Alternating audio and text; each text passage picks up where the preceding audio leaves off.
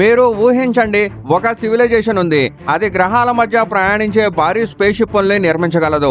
అలాంటి సివిలైజేషన్ ఎంత శక్తివంతంగా ఉండాలి? ఈ ప్రశ్నకు సమాధానం ఇవ్వడానికి సైంటిస్టులు ఉపయోగించే ఒక కాన్సెప్ట్ ఉంది. అది కార్డ్షేవ్ స్కేల్. ఈ స్కేల్ ప్రకారం సివిలైజేషన్ ను 3 లెవెల్స్ గా డివైడ్ చేశారు. టైప్ 1 సివిలైజేషన్ అంటే తమ సొంత గ్రహంలో మొత్తం శక్తిని ఉపయోగించగలిగే సివిలైజేషన్. సూర్యకాంతి, గాలి, సముద్రాలు, గ్రహం ఇచ్చే ప్రతి శక్తిని పూర్తిగా ఉపయోగించగల లెవెల్. టైప్ 2 సివిలైజేషన్ అయితే ఇది ఇంకా అద్భుతం. ఇది తమ సూర్యుడు మొత్తం శక్తినే కంట్రోల్ చేయగలదు. దానికోసం వాళ్ళు డైసన్ స్పియర్ అనే భారీ మెగా నిర్మాణాన్ని సూర్యుడు చుట్టూ నిర్మించొచ్చు. అప్పుడు వాళ్ళకి లభించే శక్తి ఎంతంటే మన భూమి మొత్తం వినియోగించే శక్తి కంటే లక్షల కోట్ల రెట్లు ఎక్కువ.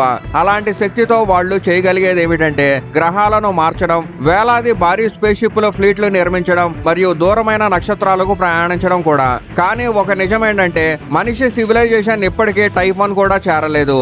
మన స్థాయి దాదాపు 0.7 మాత్రమే. అంటే యూనివర్స్ లో ఎక్కడైనా టైప్ 2 సివిలైజేషన్ ఉంటే వాళ్ళ టెక్నాలజీ మనకంటే అనేక వేల సంవత్సరాలు ముందుంటుంది. అప్పుడు కూడా ఒక ప్రశ్న మిగులుతుంది, మనిషి సివిలైజేషన్ ఎప్పుడైనా పూర్తి గ్రహశక్తినే కంట్రోల్ చేసే లెవెల్ కి చేరుతుందా అని.